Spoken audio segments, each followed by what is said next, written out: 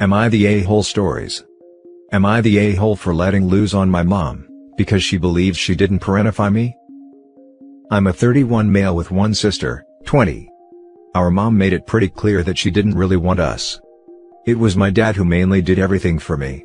My dad tried to get her to do things occasionally, but she'd respond with, "That's what you're here for. Husbands are supposed to cater to the needs of their wife." Or if my dad called her to check if I had lunch when he wasn't there, I overheard her say the little turd can get food for himself. Not much changed when my sister was born. It was mainly my dad who had to do everything. On my 16th birthday, my dad left this crap freaking world cause of a car accident, and that's when my life started to become hell. My mom became even more of a deadbeat, and it was mainly me who looked after my sister, and did all the things that I did around the house. Cleaning, cooking, putting my sister to bed, etc. Present day, I don't keep a lot of contact, which is why I was surprised when she got a hold of me this morning. Apparently, she was kicked out of my uncle's, after she kept causing problems. He refused to clarify what exactly it was, and she asked me if I would do my solely duties, and let me live with her. I flat out told her to F off, and that she never did her motherly duties, and I had to basically be my sister's father, and I said she basically parentified me. I loved my sister, but doing the things my mother was supposed to do for her, was really a downplay on my life. If it's cruel to feel this way, let me know. She says that it's not parentification, because I'm a guy and older brothers have that duty of looking after their baby siblings. That very sentence is what caused me to shut down and reboot with rage. I screamed, and let out every obscenity I could think of at her, and I said I failed to understand how my father married her in the first place. She just cried and said, "Me and my sister are selfish brats who should be grateful that she brought us into this world." I told her to go F herself and hung up. I called my sister, turns out mom called her as well, but my sister just hung up. I feel like I should have done the mature thing like my sister did, and a bunch of my friends said that the things I said were horrible. She's my mother, and I have to let it go eventually. My aunt told me that my mom lost the right to call me her son a long time ago. Other family members never really liked my mom, so they're backing me on this. But, I still feel like a jerk, so, go all out with the roasting if I'm wrong. Am I the a-hole? Now for the top comments. Not the a-hole, I'm a mother. As a mother I want you to understand that your mother thinks being a mother is some kind of given placement. Like a royal. It's not a given placement at all, but an earned placement. She didn't earn anything. Go no contact.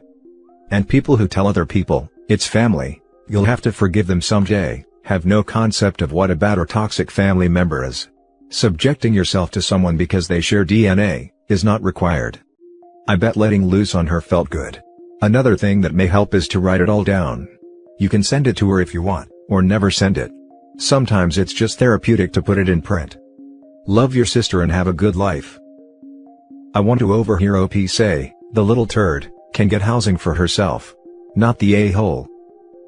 Not the a-hole, and you're not the a-hole for yelling and saying all those things to her either.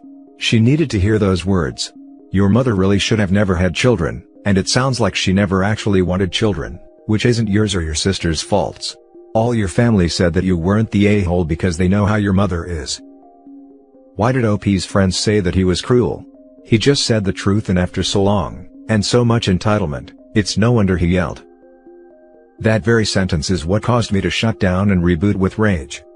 I have never felt a sentence describe something so succinctly. OP, you are definitely not the a-hole. Honestly agree. That sentence puts into words how I felt when ended up going no contact with my own mother.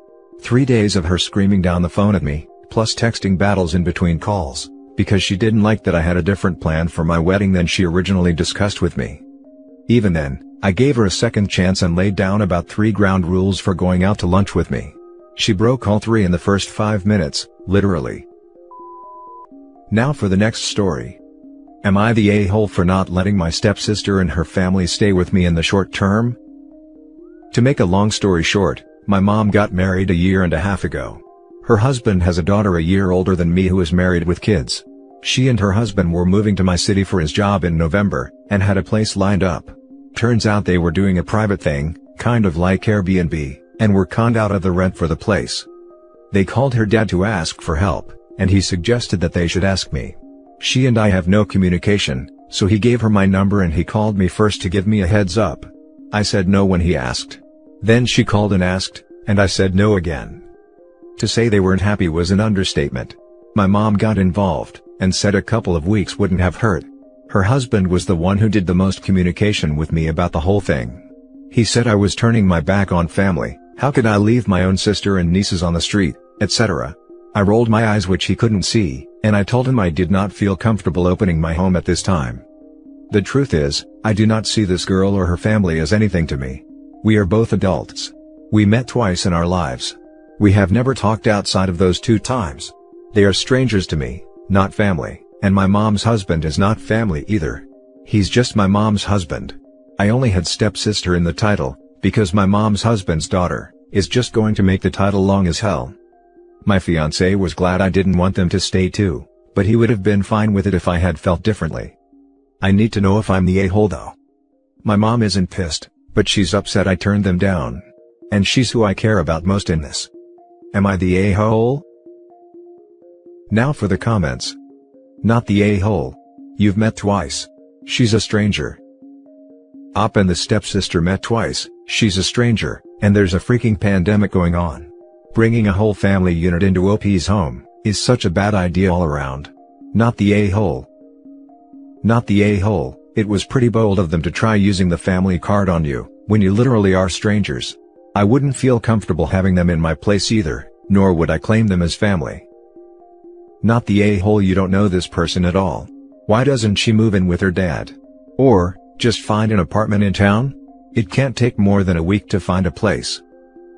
My mom and her husband are nowhere near the city, so they were not a good option. I think he wanted to find them something that would cost them little to nothing, aka, staying with someone. Why didn't he just pay for a hotel for his own kids instead of using you as a scapegoat? I think he wanted to not spend money if he could. The next story is titled, Am I the a-hole for picking my dog over my pregnant sister? This happened about a week ago, but I'm getting a lot of crap from family and friends, so I want an external opinion. Last year, my 32 female sister, 28 female, was kicked out of her boyfriend's house and I took her in. We don't have the best relationship, but she was jobless and I was the only relative still living in our country. Surprise, surprise. About 2 months later, she figured out she was pregnant. One day, she started to complain about my dog, a beautiful 2-year-old half husky, and how it would be bad for her baby, and that she wouldn't raise her kid with a wild animal around. My dog is a total sweetheart. I told her it was my house and if she was not comfortable here, she could leave and my dog was staying no matter what. She kept complaining, but I wouldn't change my mind. About 2 weeks ago, I had to travel for work to a remote location for a few days. When I came back my dog was not home, and my sister claimed she had no idea where it was. We got into a fight because I didn't believe her. I ended up storming off and asked a few neighbors if they had seen it. One told me the last time he saw it was when my sister took him somewhere a few days ago. She uses my Uber account because she's broke, so when I found an odd trip to the other side of the city, I connected the dots. I drove all the way over there, and after asking around, I found my dog in a street restaurant. The owner took him after a blonde pregnant woman left him leashed to a fence. I ended up explaining the situation, paying him like $500 and I got my dog back. When I went back home, I kicked out my sister. I gave her enough money for a week in a hotel, and sent her on her merry way. She made a huge scandal, and I admit I was a bit too forceful, but I was furious.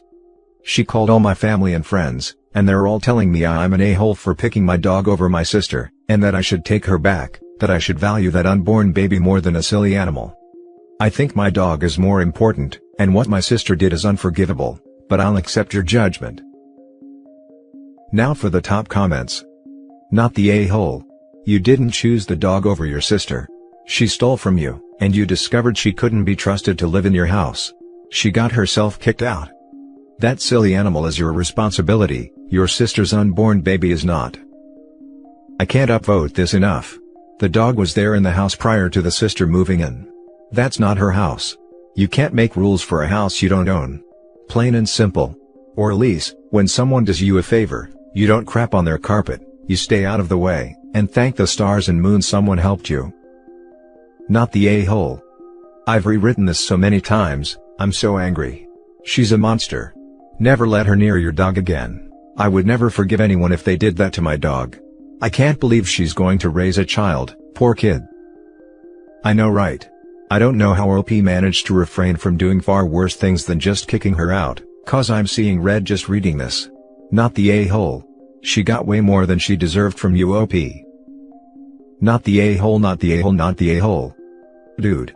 You took her into your house. She witched about your dog, and then kidnapped your dog. I'm glad that you got your pup back and kicked her out. Get a lawyer, call the cops. She broke the law. At least sister was stupid enough to use OP's Uber account.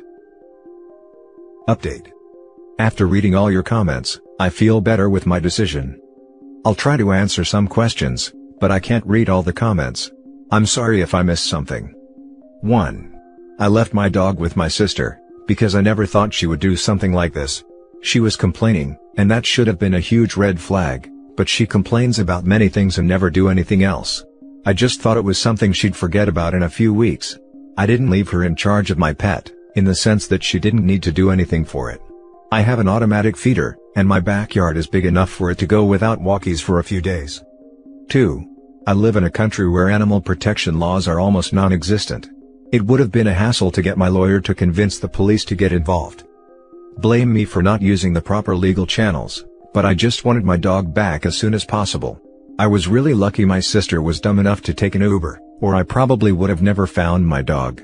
The easiest thing was to pay the guy who found him. I'm going to sound like an a-hole for this, but in that part of town, people don't take animals for the goodness of their hearts. I was lucky I could convince the guy to let me buy it back. 3. About the bit too forceful part.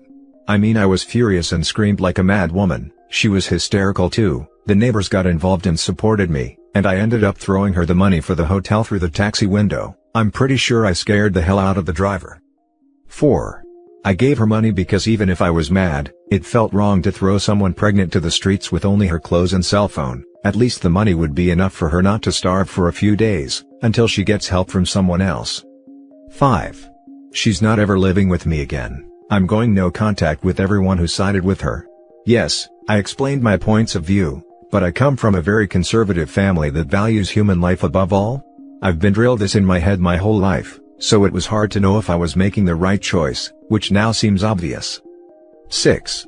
I don't really know why she broke things off with her boyfriend. The story changes a lot, but I'll tell you, they met when she came to visit me a few years ago, and she ended up moving in with him all in the same month. 7. The arrangement was that she could live with me until the pandemic is over. No one would hire a pregnant woman, plus she works in tourism, which is a dead field right now. The last story is titled, Am I the a-hole for letting my kids live in filth? I am currently a stay-at-home mom to 4 kids. A 10, 8, 2, and 1-year-old. As you can imagine, the house gets messy if I don't keep on it constantly. Throughout this pandemic, everyone has been home. Hubby is working from home, my 10-year-old and 8-year-old are distance learning, and the babies are, well, they are babies. They are always home. This normally isn't a problem for me. I have to clean a bit more, and help my older ones with school, but all in all, not too much has changed for myself. My family, on the other hand, seem to think being home all day every day is grounds to be lazy 24/7. I do not put up with this, but somehow, my floor is a catch-all. When I talk to everyone, or discuss chore charts, everyone agrees with me, then goes right back to normal. The older kids have completely lost their allowance due to this. On to the incident. A little under a week ago, I told everyone it's their responsibility to clean. I would still wipe down stuff, wash the dishes, do laundry and mop/vacuum, but it was up to everyone else to put dishes in the sink, clothes in the hamper, and make sure surfaces/floor are picked up enough for me to do my part. My family has done none of this, and to be honest, I'm probably kind of a jerk about it. Oh, you don't have anything to eat off of? Guess you should put dishes in the sink. I do still feed everyone. Oh, you tripped over the crap in the floor? Maybe it would help if you picked it up. My family is slowly getting the hint, and are coming up with a plan to tackle the mess. My mother-in-law thought it was a good idea to make a surprise visit, and saw the state of my house. She was disgusted and proceeded to witch me out for not doing my job. I told her I'm doing my job, plus hers, by teaching my husband/her son and my kids how to pick up after themselves. She threw a fit, and threatened to call CPS for letting my family live in filth. I told her to get out of my house. My husband has apologized, But I'm starting to feel bad. Am I the a-hole? Now for the top comments. Not the a-hole. You're a stay-at-home mom, not a slave. The children, I am including your husband in that, should do the bare minimum of tidying up after themselves. Your mother-in-law is so unbelievably far out of line, threatening to call CPS on you, and you had every right to kick her out. Calling CPS would be reporting both parents anyway. CPS does not assign chores to one parent or another. Both would be held responsible, and both would be investigated. Not the a-hole. It's good that your husband apologized, and honestly, your husband needs to step up, because if he doesn't do his part, the children just learn from him, and that it's okay not respecting mom's work and time. Yeah. You really need to sit down with him and crack down on this, because it's pretty clear that the kids are taking his lead in this situation. And it's a bad lead that's going to lead to a lot of fighting when they're older, and having to deal with housemates or something, with no intention or obligation to clean up after them. Not the a-hole. Also, I would consider never allowing mother-in-law at your home again, if she thinks it's truly okay to threaten you with calling CPS. A decent mother-in-law might ask if everything is okay. Ding ding ding.